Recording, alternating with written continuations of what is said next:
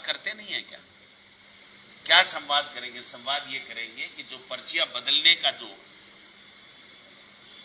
शीघ्रता के साथ में खेला होने वाला है, उसको वापस कैसे डैमेज कंट्रोल करें, इस दिशा में ये लोग बात काम कर रहे हैं। वरना उनको बताना चाहिए, उनको खुले रूप से मुख्यमंत्री जी को सारी पॉलिटिकल पार्टियों को बुला के पूछना चाहिए अतिवृष्टि में आपके यहाँ क्या तकलीफ है, क्या हमें सरकार को करना चाहिए, आपका क्या सुझाव है। ये तो अकेले बैठ के गुड्डी गुड्डी कर लेंगे। मैं आपको दावे के साथ कह सकता हूं कि इनका जो अंतर्विरोध है इतना भयंकर रूप से सामने आएगा, ये कलह इस सरकार की पर्चियां चेंज करने में सहायक सिद्ध होगी। पिछले 2 साल में आप एक जिले में जिला कांग्रेस कमेटी की बैठक अगर कोई है तो मुझे बता दें, ब्लॉक कांग्रेस की बैठक हुई तो बता दें। हम लोगों ने जन कल्याण के काम किए हैं। ऐसा कोई राजस्थान में गांव नहीं बचा जहां विकास के चिन्ह आज इस भजनलाल जी की सरकार ने छाप नहीं छोड़ी होगी। इसलिए इसके लिए हम पूरी तरह से तैयार हैं। पंचायतों के और नगर परिषद के पुनर्गठन का स्वीकृति राज्य सरकार ने भेज दी है।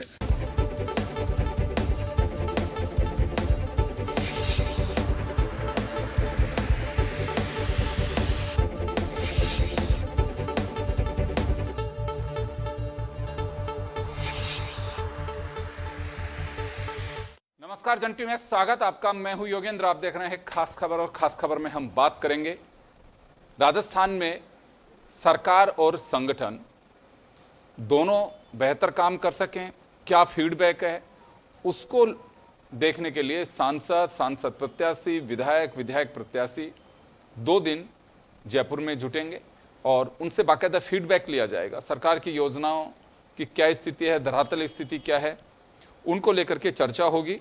और दूसरी तरफ विपक्ष का यह आरोप है कि राजस्थान में सरकार संगठन में अस्थिरता है, सब कुछ सहज नहीं है। इस वजह से डैमेज कंट्रोल के लिए ये बैठकें बुलाई गई हैं।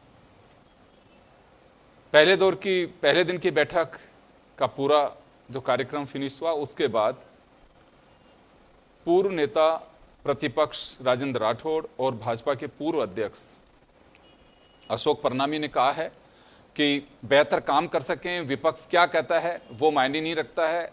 हमने 80% काम किए हैं, सरकार अच्छा काम कर रही है और गरीब को गणेश मान के हम काम कर रहे हैं, उसी दिशा में आगे बढ़ रहे हैं। विपक्ष को चाहिए कि जो अच्छे काम हो रहे हैं वो भी बताएं। तो चलिए हम चर्चा शुरू करेंगे। 2 दिन के ये जो चल रहा है संवाद कार्यक्रम, इसको लेकर के सत्ता पक्ष का क्या कहना है, विपक्ष किस आधार पे अस्थिरता की बात कर रहा है, और तो ये चर्चा करेंगे। हमारे साथ अटल खंडेलवाल जी भाजपा से हैं, कांग्रेस से प्रतीक सिंह जी और हमारे सहयोगी सुदर्शन सिंह शेखावत जी हमारे साथ में हैं। प्रतीक जी, आपके पास में आना चाहूँगा। सरकार का कहना है कि पूरे राजस्थान की नब्ज को टटोला जाएगा, इससे विकास की दिशा को एक नई रफ्तार मिलेगी, लेकिन आप लोग कहते हैं कि अस्थिरता है, सरकार डामाडोल है। ऐसा क्यों लगता है? योगेंद्र जी, सबसे पहले तो मैं बता दूं कि ये जो टाइमिंग है वही एक सबसे खराब है, क्योंकि आपको ध्यान होगा ईस्टर्न राजस्थान के अंदर लगभग 4-5 जिलों के अंदर बाढ़ की परिस्थिति बनी हुई है और वहाँ पे लोगों के पास में जो राहत सामग्री पहुँचना है या राहत पहुँचना है उसका काम ठप पड़ा है। तो मुख्यमंत्री जी को सबसे पहले ये मीटिंग बुलाने से बढ़िया होता अधिकारियों के साथ मीटिंग करते, वहाँ के जो जनप्रतिनिधि हैं उनके साथ मीटिंग करते, जो बाढ़ ग्रसित जो इलाके हैं वहाँ जाते, वहाँ का दौरा करते और उन लोगों को थोड़ा सा तसल्ली देते, थ्यावस देते और पैसा देते, जिससे उनकी ज़िंदगी में जो रुकाव आ गया है, जो थमसी गई है, उसको थोड़ी सी गति मिलती। अब दूसरी बात मैं कह रहा हूँ कि क्योंकि हमने देखा किस तरीके से पिछले दिनों जयपुर की इन्होंने बीजेपी की एक लिस्ट ट्वीट कर दी थी, ऑफिशियल लिस्ट, फिर उसको वापस डिलीट करना पड़ गया, जिसके अंदर लिखा हुआ था ये इसके रेफरेंस से, ये इसके रेफरेंस से। फिर जो इनकी प्रदेश की कार्यकारिणी है वो भी देख लीजिए, अब इतने समय से पेंडिंग चल रही है और उसके अंदर खैर वो इनका इंटरनल मसला है। हमारी सबसे ज़्यादा जो चिंता है वो जो जनता को जो सुशासन मिलना चाहिए, जनता ने जो उम्मीद लगा करके वोट दिया था, सरकार बनाई थी, वो सुशासन का काम पूरा नहीं हो रहा है। आज 2 प्रमुख जो अखबार आते हैं उनकी दोनों की प्रमुख खबरें हैं। एक की तो है कि कभी आया ना मेरी गली, क्योंकि यहां पैचवर्क की उम्र मच्छर जितनी निकली। 40 करोड़ रुपए के अंदर ये सड़क बनी थी जो वैशाली के अंदर है, और 7 महीने के अंदर उसकी हालत ऐसी हो गई कि जैसे चांद की जो सतह होती है, पता नहीं लग रहा सड़क कहाँ है और गड्ढे कहाँ हैं। दूसरी खबर यह कि 8 माह पहले 30 करोड़ की लागत से 13 किलोमीटर क्षेत्र में बड़ी थी सड़कें, पहली बारिश भी नहीं झेल पाई। और ये जो स्थिति है वो मुख्यमंत्री का जो विधानसभा क्षेत्र है जहां से वो निर्वाचित होकर आए, वहां की हालत है। और मैं अटल जी को कहता हूं कि वो मेरे साथ चले यहां से, और चल करके एक सड़क, मानसरोवर की एक सड़क ऐसी बता दें जो चलने के लायक हो, जिसपे गाड़ियां चलाने। कोई सड़क ऐसी नहीं है। पिछले दिनों हमने देखा था कि सड़क, गाड़ियां वहां सड़क पे खड़ी थी, पूरी सड़क धंस गई है। और किस तरीके का काम हो रहा है। अगर आप अपने विधानसभा क्षेत्र के अंदर जहां से आप निर्वाचित होकर के आए, वहां की जनता को एक मूलभूत सुविधाएं नहीं दे सकते सड़क जैसी, तो पूरे राजस्थान की बात तो क्या करेंगे। स्कूल की परिस्थिति हमने देखी है कि किस तरीके से स्कूलों की छतें गिर रही है। हमने अस्पतालों की स्थिति ये देखी कि वहां दवाइयां, HMS हॉस्पिटल है, वहां उसके अंदर दवाइयों की कमियां चल रही है। तो मुझे लगता है कि सरकार सिर्फ क्या है, मुख्यमंत्री जी को ये तक नहीं पता कि कल वो मुख्यमंत्री रहेंगे कि नहीं रहेंगे। इसीलिए वो हर दिन, आप देखिए, मीटिंग इस तरीके के करते हैं कि भाई मैं कल मुख्यमंत्री बना रहा हूं, और हर 15 दिन के अंदर दिल्ली के अंदर हाजिरी जरूर देते हैं वो। मैं एक बात जानना चाहूंगा प्रतीक जी, कांग्रेस पिछले 1 साल से कह रही है कि भजनलाल जी की कुर्सी कभी भी जा सकती है। ऐसा क्यों लगता है कांग्रेस को? क्योंकि ये पिछली बार भी जब हम लोग दिवाली के पहले चर्चा कर रहे थे, तब भी ये बातें आ रही थी कि भजनलाल की कुर्सी डामाडोल है, कभी भी जा सकती है। 1 साल तक देखिए परिस्थिति, ये डिसीजन वो कर रहे हैं, उसमें कहीं रुकावट नहीं, कैबिनेट की बैठक कर रहे हैं। ये परिस्थिति इसलिए बनी हुई है कि जो सरकार होने का जो स्थिति है, वो सरकार होने की स्थिति आमजन को पता नहीं लग रही है। मैं कह रहा हूं, अगर मुख्यमंत्री के निर्वाचन क्षेत्र की स्थिति यह है कि क्राइम वहां पे चरम पर है, सड़कें वहां पर है नहीं, तो आप सोच लीजिए पूरे राजस्थान की स्थिति क्या होगी। आप शिक्षा की बात कर लीजिए, आप स्वास्थ्य की बात कर लीजिए, आप कानून व्यवस्था, किसी की भी बात कर लीजिए। आप जिस मुद्दे पे बोलेंगे उस मुद्दे पे बात करने को तैयार हूं कि सुशासन कहां नजर आ रहा है। और वहां बाढ़ ग्रसित एरिया में जाने की जगह कभी मीटिंग कर रहे हैं, कभी दिल्ली जा रहे हैं। बाढ़ ग्रसित एरिया में जाइए ना, वहां जाएंगे नहीं, सीएमओ बैठ करके चाय पिएंगे, तो इससे सरकार नहीं चलती। इन्होंने 2 मंत्री भेजे थे, खुद क्यों नहीं गए मुख्यमंत्री जी? आज ये मीटिंग करने की जरूरत क्या पड़ी? 2 दिन बात कर लेते। ये आज बाढ़ ग्रसित एरिया पे मीटिंग करनी जरूरी है। जवाब सुनिए, अटल जी जवाब देंगे। अटल जी, लगातार कांग्रेस ये आरोप लगा रही है कि अस्थिरता है सरकार में, उसे दबाने के लिए, डैमेज कंट्रोल के लिए ये सब कुछ किया जा रहा है। संवाद कार्यक्रम जिसे दिया गया है, अभी आपने सुना कि प्रदेश बाढ़ की चपेट में है, लेकिन बैठकों का दौर चल रहा है। देखिए योगेंद्र जी, पहले तो मैं आपको बताऊं कि बेसिकली जब व्यक्ति या एक संगठन, कांग्रेस जैसा संगठन, वो एक्सेप्ट नहीं कर पा रहा ना कि भी सरकार किसकी है, वो ये माने बैठे कि मिनट टू मिनट हमसे बनवाए और हम जैसा कहें वैसा सरकार, या उनके मुख्यमंत्री, उप मुख्यमंत्री, मंत्री उनके हिसाब से मिनट टू मिनट कार्यक्रम तय करें। वो संभव नहीं होता। अब इनको एक्सेप्ट पता नहीं क्यों नहीं हो रहा, ये इनका अपना वो है। और दूसरा, जहाँ तक है कि भी अस्थिरता का सवाल, तो गहलोत साहब अस्थिर थे, ये तो सबको ही पता है, और वो घूमते ही रहे, सारे टाइम ही घूमते रहे, और दिल्ली से लेकर के होटल और होटल से पायलट, एंड वो सारी गफलत है। तो अपन उसकी चर्चा ज़्यादा नहीं करके, देखिए बहुत अच्छी बात है कि वो विधानसभा सत्र शुरू होने वाला है। विधानसभा सत्र शुरू होने से पहले वो बहुत स्पष्टतया से जितने भी सांसद हैं, जितने भी विधायक हैं, प्रत्याशी हैं और जिलाध्यक्ष हैं, उन सबको लेकर के, और राज्य के अंदर मंत्रियों की, उनके विभागों की, उनके कार्यों की, जन कल्याणकारी कार्य जो अभी तक हुए हैं उनको लेकर के फीडबैक और इवैल्यूएशन, यही होता है संगठन से लेकर के उसका फीडबैक लेना, और गांव, ढाणी, कस्बे, शहर, हर जगह अपने संगठन की मजबूती देखना, और जितने भी विभाग हैं, विभागवार क्या काम हुआ है, कितना काम हुआ है और कितना पिछले बजट में रह गया और इस बार करना है, ये सारी की रणनीति तय करने के लिए मीटिंग की जाती है। मीटिंग कोई वो अपने परिवार, बिल्कुल ऐसा नहीं है कि 2-4, वो तो पूरे राजस्थान को, समग्र विकास को लेकर के आगे बढ़ रहे हैं। अभी देखिए 2-3 दिन पहले ही एक कैबिनेट मीटिंग हुई थी, उसके अंदर बहुत स्पष्ट किया कि भारत यदि 2047 तक पीएम साहब कह रहे हैं कि भाई हम विकसित राष्ट्र की तरफ बढ़ रहे हैं और 2047 में हम विकसित राष्ट्र बन जाएंगे, राजस्थान भी उनको सहयोग करेगा। हर स्टेट को सहयोग करना पड़ेगा, हर व्यक्ति को सहयोग करना पड़ेगा, उसकी रणनीति तय करनी पड़ेगी। उसी उद्देश्य को लेकर के वो कैबिनेट की मीटिंग हुई, उसमें तय हुआ कि 2030 तक हमारा जो बजट है वो 350 बिलियन डॉलर या 30 लाख करोड़ का होना चाहिए, और 2047 तक जब हम विकसित राजस्थान की बात करें तो 4.1 ट्रिलियन हमारा बजट इकोनॉमी होनी चाहिए। और वो कैसे होगी, उसके लिए उन्होंने बताया कि भी राजस्थान बहुत अच्छा है आईटी के लिए, बहुत अच्छा है सोलर के लिए, बहुत अच्छा है टूरिज्म के लिए। उनको कैसे बढ़ाया जाए, कैसे रोडवर्क नेटवर्क बढ़ाया जाए, टोल कम किया जाए, इंडस्ट्री किस तरीके से बढ़ी जाए, ये सारी रणनीति का हिस्सा है। अब यहां तक, और देखिए पिछली बजट में विधायकों को भी 10 करोड़ रुपए का रोड ठीक कराने का बजट दिया था। अतिवृष्टि होना, अतिवृष्टि भी किस तरीके से कि भी आप देखिए कि 25 सालों में इस बार 100% से भी ज्यादा अब तक बारिश हो चुकी है, और उस बारिश में बहुत सारी जगह जो ये कह रहे हैं प्रतीक जी की आ ही नहीं सकते, तो चलिए मेरे साथ देखते हैं कहां पर है ना, कहां पर अब तक रुका हुआ है, कहीं पर भी नहीं। हाँ चलेंगे, लेकिन इन बातों का, इन ढकोसलों का कोई मीनिंग ही नहीं। अगर कहीं पर रुका होता तो न मैं आ सकता था यहाँ पर, न प्रतीक जी आ सकते थे, दोनों अलग अलग जगह से आए। कोई ऐसा तो है नहीं कि आपने कोई हवाई जहाज की व्यवस्था की है।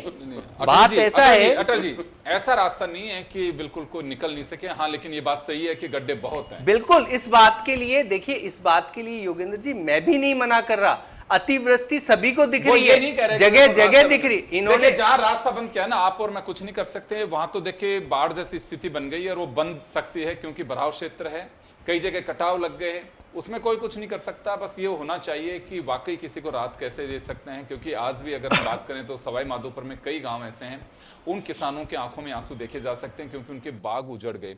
आपके मंत्री किरोड़ीलाल मीणा आज भी जाकर के आए हैं वहां पे, और ये किसी छिपा नहीं है, इसमें कोई सरकारें कुछ भी नहीं कर सकती, किसी भी गवर्नमेंट हो सकती है, लेकिन उसके बाद राहत और बचाव कार्य बड़ी निष्ठा और ईमानदारी के साथ में होना चाहिए। किसी की तकलीफ को हम किस तरह से दूर कर सकते हैं, ये हमारी जिम्मेदारी होनी चाहिए। बिल्कुल हमारी जिम्मेदारी होनी चाहिए, और उसी को लेकर के अधिकारियों को, एनडीआरएफ की टीम को, एसडीआरएफ की टीम को, सभी को बोल दिया, प्रशासन को एक्टिवेट कर दिया कि जहां पर भी कुछ भी आपको डैमेज दिख रहा है उसको किस तरह से कंट्रोल करना है, क्या किसकी मदद करनी है, तुरंत कराओ। ये बकायदा 2 मंत्री हैं, वो जाकर के समीक्षा भी कर रहे हैं, समीक्षा करके जो राहत देने का जो भी है कि भी इन जगह पे राहत दी जा सकती है त्वरित गति से, वो भी हम देख रहे हैं। देखिए योगेंद्र जी, सरकार ऐसे चुपचाप दिखावे की सरकार तो है नहीं कि जगह जगह पर ढोल पीटते रहो, हम ये कर रहे हैं वो कर रहे हैं, ऐसा नहीं है। हम ठोस कार्रवाई करते हैं और करते भी हैं, काम करते हैं हम। ये ज्यादा बोलने की बात नहीं है, लेकिन ये कह रहे हैं ना कि कोई एक क्षेत्र बता दो। आप देखिए माइनिंग का, आप बकायदा दिखाया कि भी माइनिंग के अंदर तेजी से हमारे यहाँ पर बहुत सारी माइंस को ओपन किया, 55 है वो शुरू होने वाली है। हरदीप सिंह जी जो मंत्री हैं हमारे केंद्रीय मंत्री, उन्होंने कहा कि भाई ये चालू होने वाली है रिफाइनरी। बहुत सारी जगह पता भी चला क्या, लेकिन हम कर रहे हैं ना काम। आप ईआरसीपी का देख लीजिए, ढकोसलेबाजी नहीं, काम कर दिया। जल कनेक्शन, आप जो कनेक्शन दिए मकानों में वो देख लीजिए। रोजगार की बात कर रहे हैं, 1 साल में हमने कहा कि सरकारी और प्राइवेट 2.5 लाख रोजगार होने चाहिए, सरकारी 1 लाख से ऊपर रोजगार दे दिए गए।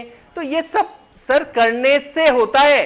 अब कैबिनेट मीटिंग में भी विभाग 13 हमने 13 है ना वो छांटे कि मंत्रालय को कि भी 13 सेक्टर छांटे और 45 विभागों में हमने समीक्षा की कि भाई इन जगह पर ये इतना इन विभागों द्वारा कार्य हो सकता है और ऐसे हम विकसित राजस्थान की तरफ आगे बढ़ सकते हैं। यही करना होता है। चलिए अच्छी बात है, विकसित राजस्थान होना चाहिए, क्योंकि भला सभी का उसी से होगा कि राजस्थान का विकास होगा, देश का विकास होगा।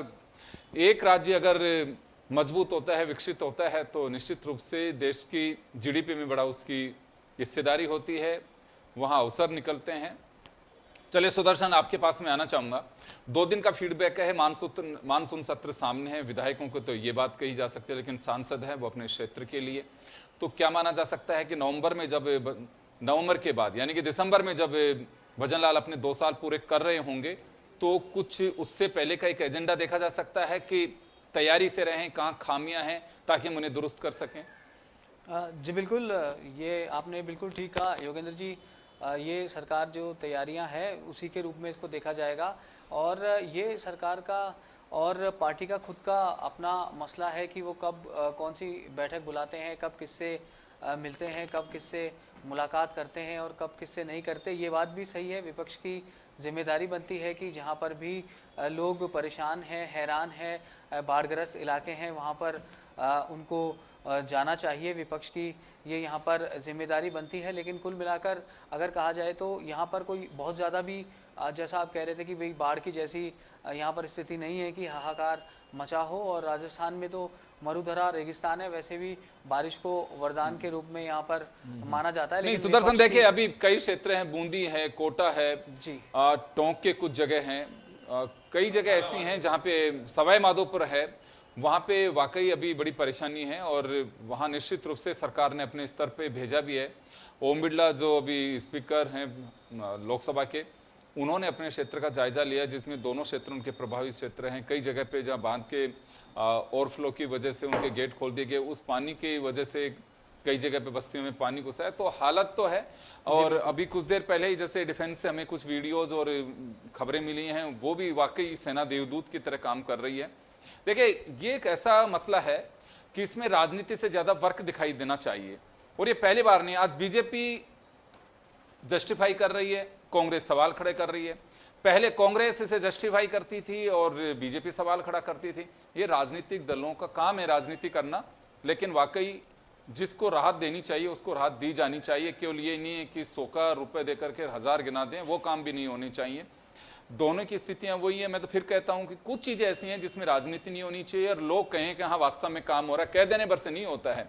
सरकार चाहे किसी की भी हो, वहां राहत देनी चाहिए। वाकई जो परेशानी में फंसे रहते हैं लोग, उनके पास में खाद्य सामग्री नहीं होती है, बड़ी स्थिति होती है। अगर कहीं आटा दाल चावल भी होते हैं, भीग चुके होते हैं, बस्तियों में पानी घुस जाता है, तो उनकी स्थिति का अंदाजा लगाना चाहिए। हम तो राजधानी में बैठ करके बात कर रहे हैं, लेकिन उनकी पीड़ा को बड़े सहज भाव से समझना चाहिए। मैं आज क्योंकि मुद्दा मेरा ये वाला है जो विकसित राजस्थान के संवाद की जो बात कर रही है, लेकिन मैं वीडियो अगर आपको दिखाऊंगा तो वाकई स्थिति देखनी चाहिए। किसान कैसे रोते बिलखते दिखाई देते हैं, लोग कहते हैं कि साहब पीने का पानी भी नहीं मिल पा रहा है। तो वो तकलीफ समझनी चाहिए, और उनको हम कैसे दूर कर सकते हैं बजाय राजनीति करने के, उस पर फोकस रखना चाहिए। चलिए प्रतीक जी, कुछ कह रहे थे अभी आप। देखिए मैं आपकी बात से बिल्कुल सहमत हूं कि बाढ़ जो है वो तो ईश्वर के हाथ में है, बाढ़ आना नहीं आना, लेकिन सरकार किस तरीके से रिएक्ट करती है वो एक क्वेश्चनेबल है। क्योंकि आप देख लीजिए कि जब चकाचौंध में आईफा कराना था तो 100 करोड़ रुपए दे दिए गए।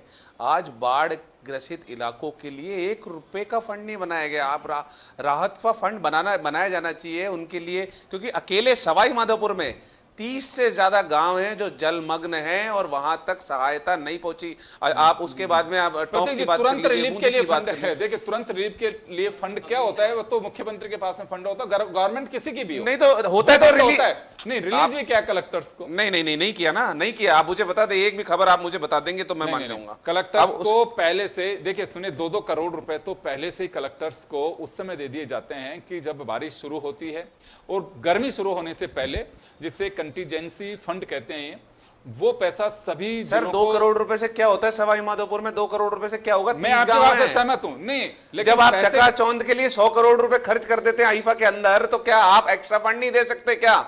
और उसके लिए मीटिंग नहीं बुला सकते? आज जो मुख्यमंत्री मीटिंग कर रहे हैं 2 दिन बाद भी हो सकती थी। आज जिस चीज की जरूरत सबसे ज्यादा प्रमुखता से है वो है कि सवाई माधोपुर, कोटा, बूंदी, झालावाड़, दौसा और टोंक के लोगों की बात की जाए। आप उस पर बात करने को तैयार नहीं है। फिर दूसरी बात ये कह रहे थे विकसित राजस्थान की स्थिति में आपको बता देता हूं। ये 2/5/2025 की खबर है। हाल एसएमएस हॉस्पिटल मर्ज कराने आए थे, इलाज और लापरवाही ने दिया दर्द। उसके बाद में जयपुर की खबरें हैं सिर्फ ये, मोती डूंगरी सैटेलाइट अस्पताल आए दिन बिजली गुल, डॉक्टर टार्च की रोशनी में कर रहे मरीजों का इलाज। उसके बाद में मैं आपको बता दूं, राजस्थान के सरकारी अस्पतालों में दवाएं खत्म, कोटा में बीपी की शुगर खत्म, जोधपुर में कैंसर के इंजेक्शन। ये दवाई नहीं है, स्कूलों में छत नहीं है, आप किताबें नहीं है, तो कौन सा विकसित राजस्थान बनाएंगे? कौन सा विकसित? क्या विकसित राजस्थान की परिकल्पना यही है जहां पे दवाइयां ना हो, ना जहां पे हेल्थ इंफ्रास्ट्रक्चर ना हो, जहां पे स्वास्थ्य नहीं हो, वहां पे पढ़ाई की सुविधाएं नहीं हो? क्या ये विकसित राजस्थान है? प्रतीक जी, और एक ईआरसीपी और आपके एक सवाल से मैं सहमत हो सकता हूं कि दवाइयों की कमी हो सकती है, लेकिन देखिए छत एक दिन में हुई नहीं है कि अचानक की छत आपकी सरकार थी उठा करके लेके चली गई। ये तो एक लंबा वो चीज है और सभी को देखना चाहिए। हम तो पेड़ों में पढ़ने वाली खबरें भी की हैं कि एक ही पेड़ के नीचे 3 क्लासेस चल रही हैं, आप अंदाजा लगाइए। योगेंद्र जी, तो बिल्कुल मैं दवाई के बात पे आपकी नहीं, मैं दवाइयों की कमी मैं आपको छत गिरने का भी बता देता हूं। मेरा वो 96 के अंदर वो स्कूल बना था, मेरा घर उससे पहले का बना हुआ है। जब बरसातों की स्थिति के अंदर क्या होता है, आपको अपने घरों की या बिल्डिंगों की रख रखाव करना होता है। उसके अंदर स्कूल प्रशासन ने लिख करके दिया, तो क्योंकि पंचायत समिति ने वो बनाया था, तो वो जो शिक्षा विभाग है वो बोल रहा है पंचायती राज विभाग कराएगा, पंचायती राज विभाग बोल रहा है शिक्षा विभाग कराएगा। इसीलिए उसका मेंटेनेंस नहीं हुआ झालावाड़ के स्कूल का, और वो छत ढह गई। उसके कारण मासूम बच्चों की हत्या हुई, मैं तो कहूंगा हत्या हुई। अब ईआरसीपी की बात की थी, मैं कह रहा हूं यहां पे 18 में भी कह के गए थे और अभी भी मोदी जी कह के गए थे, बीजेपी ने भी टाल ठोक के कहा था कि राष्ट्रीय परियोजना, आज तक राष्ट्रीय परियोजना घोषित नहीं हुई। अगर राष्ट्रीय परियोजना घोषित हो जाती तो हमारे जो हिस्से का जो पैसा था वो कांग्रेस की सरकार पहले से ही लगा चुकी थी। 90% पैसा उसमें केंद्र सरकार को देना होता। वो नाम बदल लिया, फिर दूसरा नाम बदल लिया, फिर तीसरा नाम बदल लिया, वो आज तक राष्ट्रीय परियोजना घोषित नहीं हुई है। तो आप ईआरसीपी के नाम पर सिर्फ धोखा कर रहे हो राजस्थान की जनता के साथ। 1 रुपया केंद्र सरकार ने ईआरसीपी के नाम पे नहीं दिया है, धोखा किया है सिर्फ। और मैं पुनः कहूंगा कि अगर अटल जी चाहें, अभी मैं चैलेंज देता हूं, यहां ये डिबेट खत्म करने के बाद में मेरे साथ मानसरोवर चलें और मानसरोवर की सड़क पे हम चलते हैं, वीडियो वहां पे फोटो खिंचवा लेंगे, वीडियो दिखा देंगे जनता को, सड़क की सच्चाई सामने आ जाएगी। भाई इसमें तो कोई दिक्कत ही नहीं है। सड़कों की परिस्थिति आज दोनों प्रमुख अखबारों ने छापा है कि 40-40, 50-50 करोड़ की जो सड़कें हैं वो 6 महीने भी नहीं चल पाई। 6 महीने, आप बताइए क्या कहेंगे। और बोल रहे थे अतिवृष्टि हुई बरसात की शुरुआत में, मानसरोवर के अंदर जो सड़क ढही थी, जहां पे 2 गाड़ियां सड़क के अंदर समा गई थी, वो तो शुरुआत थी बरसात की। उस समय कौन सी अतिवृष्टि हो गई थी? पहली बरसात में। तो ये क्या है, ये कौन सा पैसा कहां जा रहा है, क्या हो रहा है, ये सरकार में सबको पता है। और इसीलिए आम जनता को भी ये पता लग गया है कि सरकार है या नहीं है, ये भी उनके समझ में नहीं आ रहा। चलो अटल जी कई सवाल खड़े कर दिए हैं, लेकिन मैं एक बात जरूर गुजारिश करूंगा कि जिन जिलों के अंदर अतिवृष्टि है वहां, खैर मैं ये नहीं सवाल खड़ा कर रहा है कि सरकार का ध्यान नहीं होगा। मुख्यमंत्री लेट नाइट में जो चीज़ें आती हैं कि लगातार मॉनिटरिंग, कलेक्टर से बात, मंत्रियों को भेजा, वहाँ राहत सामग्री भेजी है, एसडीआरएफ, एनडीआरएफ, स्वयं सेवी संगठन और सेना को भी कई जगह पे उतारा है, सवाई माधोपुर में और वहाँ पे। तो है स्थिति खराब, कई जगह पे है, लेकिन ये प्रकृति है, इसमें कहीं कोई कुछ नहीं कर सकता। लेकिन राहत दी जानी चाहिए। और मैं तो अभी नहीं कह रहा, आप लोग भी जब सवाल खड़े करते थे तब भी मैं कहता था, आज जो प्रतीक जी सवाल खड़े कर रहे हैं, आप लोग भी वैसे ही सवाल खड़े करते थे। ये राजनीति का मुद्दा नहीं है, कुछ दिन का इंतजार करना चाहिए कि हाँ वाकई चीजें पहुंची कि नहीं पहुंची। अगर रात को बरसात आ रही, तो लोगों ने बाधित किया, 1 घंटे तक बंद रहा वो। उन्होंने, लोग बोल रहे थे हमारे पास तो आज अभी तक राहत सामग्री नहीं आई, वो बंद रहा, जनता को सामने आना पड़ा। जवाब दिलवा रहा हूं, अभी अटल जी बताएंगे इसको। ऐसा है योगेंद्र जी, देखिए आपको बता देता हूं कि एसडीआरएफ वो टीम है, बकायदा रिस्पॉन्ड करती है। कलेक्टर्स को एक फंड पहले से ही आवंटित है आपदा प्रबंधन के लिए और वो दिया जा चुका है। उसके लिए कलेक्टर्स को किसी से पूछना नहीं होता। और जो एसडीआरएफ का भी जो टोटल बजट 21 से 2026 तक, इन लोगों को भी 1,60,000 करोड़ के आसपास का बजट दिया है। कोई ऐसा नहीं है, ये तो 1,60,000 करोड़, हाँ 1,60,153 करोड़ रुपए आवंटित किए 21 से 26 तक के लिए अभी तक। और आप ऐसे समझिए, एक बार आंकड़ा देखिए आप, 1,60,000 जितना करोड़ रुपए आप बता रहे हैं, केवल एसडीआरएफ का बजट, गलत आंकड़े हैं आपके पास। देखिए हो सकता है 5 साल के अंदर ये 21 से 26 तक के अंदर जो केंद्र ने जो स्टेट को दिए हैं, वो मैं आपको आंकड़ा दे रहा हूं। इसमें 1,28,128 करोड़ तो केंद्र की तरफ से आया और 25% स्टेट ने दिया है इस टोटल उसके अंदर, जैसा कि मेरे पास डेटा है और आप उसको वेरीफाई करना। हाँ। रही दूसरी बात, देखिए इंस्टेंटली ये आपदा है, कंफ्यूजन है सर, आपका जो अतिवृष्टि। डेटा है उसमें, देखिए सुनिए, क्योंकि बजट से भी ज्यादा जा रहा है ये तो।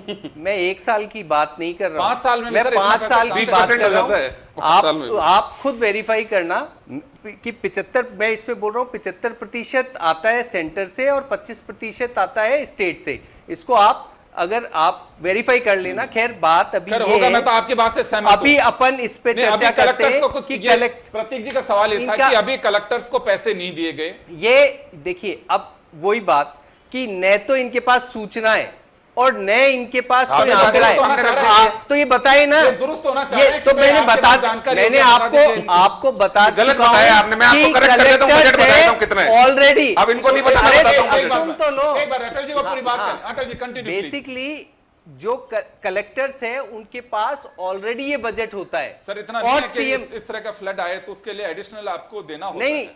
इस तरह का फ्लड आता है तो सीएम साहब के पास भी एक रिलीफ फंड होता है दिया नहीं और ना वो। उसको भी वो रिलीज करते हैं तो करा और नहीं वो, देने वही के तो लिए, पूछ रहे हैं हम। इसीलिए कि आप लोगों को ये आता नहीं ना कि इसकी समीक्षा, पहले उसका इवेल्युएशन किया जाता है और इसी के लिए 2 मंत्री हमारे लगे हुए हैं कि भाई है ना, इवेल्युएट करो और सही तरीके से राहत, कोई जेब में थोड़ी रखना है, हमको जेब में नहीं रखना भाई साहब, हमको लोगों को देना है, वहां तक फंड पहुंचाना है।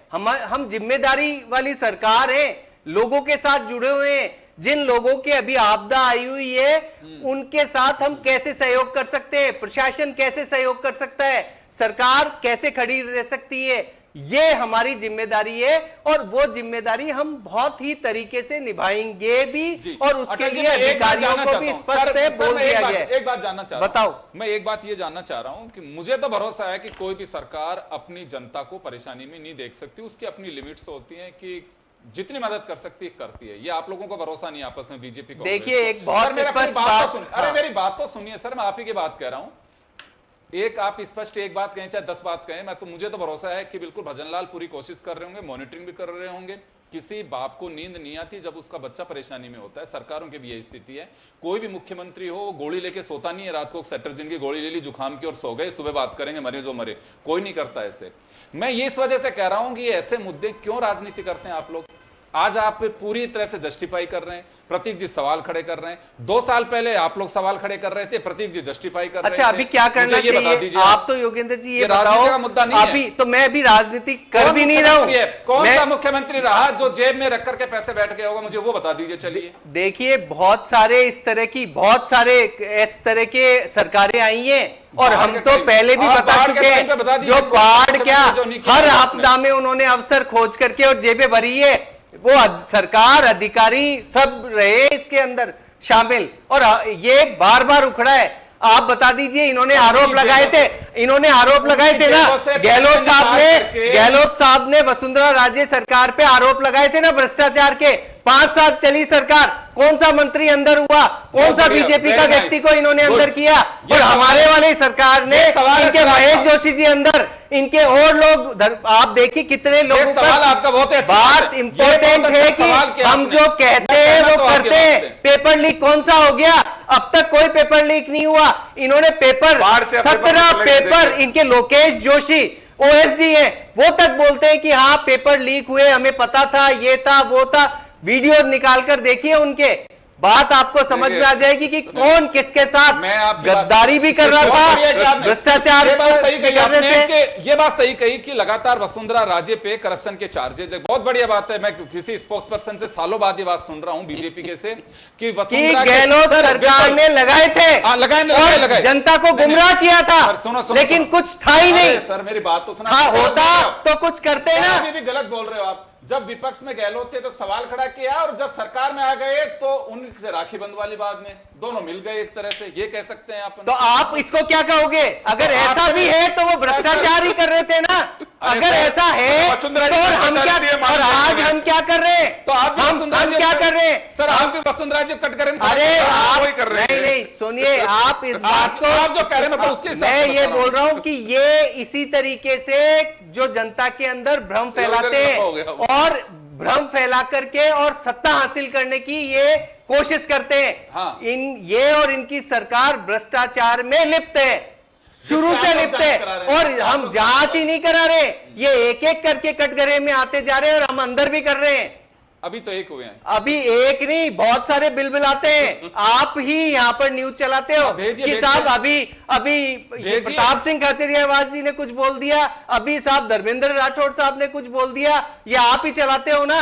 जब भी उन पर कोई ना कोई कार्रवाई होती है तो इनकी सरकारें बहुत सारे स्टेट में, कौन से बीजेपी वाले के आप बताइए, एक बीजेपी का मंत्री बता दीजिए जिसके की इनकी तो बहुत सारे। आप अभी एक बात सुनिए, बात ये है कि तो मैंने टेप नहीं लगाई, आप जो बोल रहे हैं वही सब जन टीवी दिखा रहा है। हाँ। प्रताप सिंह बोलेगा वो जन टीवी दिखाएगा, हाँ। दूसरे को बोलेगा वो दिखाएगा। ठीक बात है। तो एक आदमी का ठप्पा नहीं है जन टीवी पे। तो मैं क्या कह रहा हूं, सारे चैनल्स की बात कर रहे हैं, अकेले जन टीवी की बात कर रहे हैं? मैं ये बोल रहा हूं कि सारे चैनल्स की क्या बात, मैं तो समझ ही नहीं पा रहा आप कहना क्या चाह रहे हो। आप जो कह रहे हैं वही आप कह रहे हो कि आप ही लोग चलाते हैं कि ये बिल बुलाया वो बिल बुलाया, तभी धर्मेंद्र राठौड़ ने ये कह दिया, प्रताप सिंह ने ये कह दिया, जो बोल रहा है नेता उसको। तो मैं भी यही कह रहा हूं। अभी आप कह रहे हो एक, आपने अभी क्या क्वेश्चन किया कि एक व्यक्ति को आपने अंदर किया है। मैं ये बोल रहा हूं हमने कितने कितने मंत्रियों को, कितने, मैं क्या बोला, कितने कांग्रेसी लोगों पर हमने आरोप भी लगाए। नहीं ऊप चूक मैं हूं भी नहीं, मैं तो अभी भी नहीं हूं, पहले भी नहीं था। आप बिल्कुल स्पष्टता लाइए, आपके संवाद में। आप सुनोगे तो सवाल ना, संवाद में स्पष्टता लाइए। एक बात सुनिए, मैं क्या कह रहा हूं, आप सवाल सुनोगे तो ढंग से जवाब दोगे। हाँ बताओ। मैंने ये कहा कि आपने जो सवाल खड़ा किया कि जो कांग्रेस के नेता बोलते हैं आप ही लोग दिखाते हो, तो सारे मीडिया की बात कर रहे हो कि आप हमारी बात कर रहे हो? मैं ये पूछना चाह रहा हूं। मैं ये कह रहा हूं कि सारी मीडिया तो जब हम किसी भी कांग्रेसी पर भ्रष्टाचार के आरोप, हम भी नहीं, जो भारत की एजेंसियां हैं, चाहे वो इनकम टैक्स हो, एसीबी हो, नहीं वो नहीं दिखानी चाहिए, नहीं दिखानी चाहिए। लेकिन मैं ये कह रहा हूं, अरे खड़ा कर रहे हो, मैं यही नहीं समझ पा रहा। अरे आप अभी कह रहे थे कि केवल एक व्यक्ति को ऐसा किया गया है, मैं ये कह रहा हूं एक व्यक्ति कैसे, कितने ही लोगों पर हमने आरोप भी लगाए, प्रमाणित भी किया और उनकी जांच भी चल रही है। तो जाएंगे ना, आप चिंता क्यों कर रहे हो? अभी तो पेपर लीक वाले भी जाएंगे, जवाब आप चिंता मत करो। अभी तो पेपर लीक वाले भी जाएंगे और जाए जा रहे। मेरे को अटल जी की चिंता है, मुझे दूसरे की चिंता नहीं है। मेरी चिंता आप छोड़ो, चिंता मेरे लिए कि वो जंटी में बैठ के आरोप लगा रहे हो, प्रमाणित आरोप है, वास्तव में वो धरातल पे भी उतर रहे हैं। मुझे उस बात की चिंता, अरे मुझे इस बात की चिंता नहीं है। ऐसा है कि हम जो कहते हैं, हमने कहा था कि हम पेपर लीक के अंदर, प्रतीक जी आप बोल लीजिए, हम पेपर लीक के अंदर जांच करेंगे, जो भी आएंगे उन्हें। आपदा प्रबंधन का बजट ही गलत बताया। 1800 करोड़ रुपए का बजट है आपदा प्रबंधन का इस साल का, और आपदा प्रबंधन का जो बजट है वो बाढ़ के अलावा भी और जगह होता है, तो सरकार को उसके लिए नया बजट एलोकेट करना चाहिए। लेकिन सरकार कोमा की जगह बिंदी लगा दी उन्होंने। मैं माफी चाहूंगा। चलिए सर, समय हो चुका है। खैर चलिए, 2 दिन का संवाद है। मुख्यमंत्री और भाजपा के प्रदेश अध्यक्ष दोनों बैठकें कर रहे हैं और नाम दिया गया है इसको संकल्प संवाद मिशन 2047। अब कितना कारगर होगा नहीं होगा, लेकिन हर पार्टी, हर सरकार अपनी ओर से कोशिश करती है। वही कोशिश भजनलाल और उनके साथी कर रहे हैं। तो चलिए, अभी विधानसभा सत्र से पहले के संवाद है और प्रदेश में बारिश का दौर भी है, कई सवाल भी खड़े हो रहे हैं, कई राहत भी पहुंच रही है। इसी के बीच ये संवाद चल रहा है। आप सभी का बहुत बहुत शुक्रिया। खास खबर में इतना ही, दीजिए इजाजत, नमस्कार।